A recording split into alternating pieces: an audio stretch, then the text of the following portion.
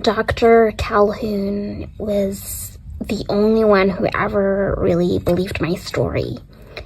And after 20 years of being invalidated, people not taking my story seriously, it was one of the most validating moments.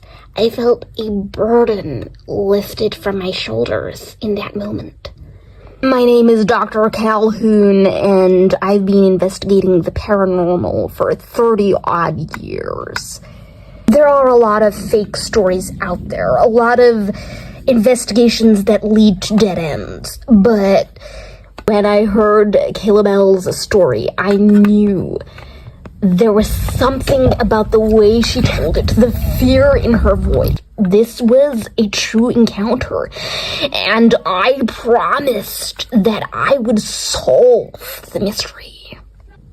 There are skeptics out there, but I know what I saw that night. So, Kayla Bell, I really appreciate you doing this second interview with me. I know it's super tough, but I really think the world needs to hear your story. After speaking with you the first time, I realized that it was my duty to share my story so that others could know that, they're not alone out there, that there are others who also see and believe. I have, of course, bought all of my tools to try and investigate the situation and give you some answers and clarity. But could you just tell us your story again from the beginning? I remember it clear as day. It was August the 18th, 20 years ago.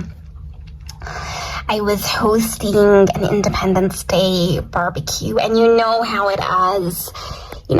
Family was over, we were all having a good time. And then it got to evening, and guests were, of course, leaving. By now, it was late evening, everyone had left. I had just finished putting the kids to bed, and I decided I need to clear up the mess in the garden. I didn't want to have to wake up to that the next day.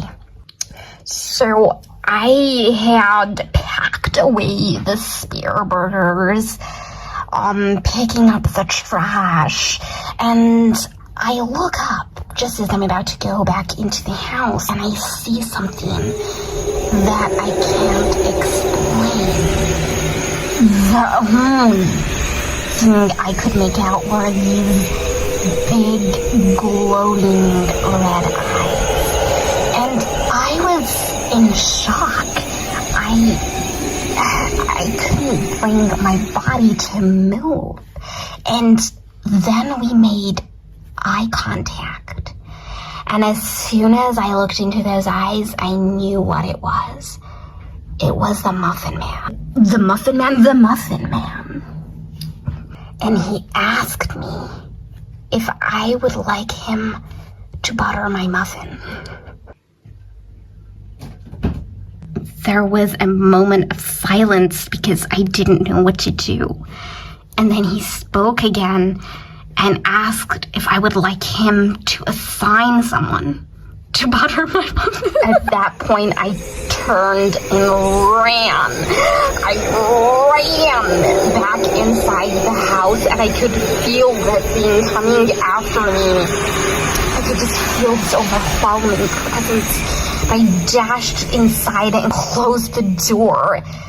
When I got inside, I looked out the window, and it just was gone, as if it had never been there to begin with. It's a memory that I can never forget. I was standing right here when I saw it. I remember exactly where I was standing, and it was just up right there. As you see past the fence, it was just floating there. Every time I look up, I still wonder to this day what it could have possibly wanted with me.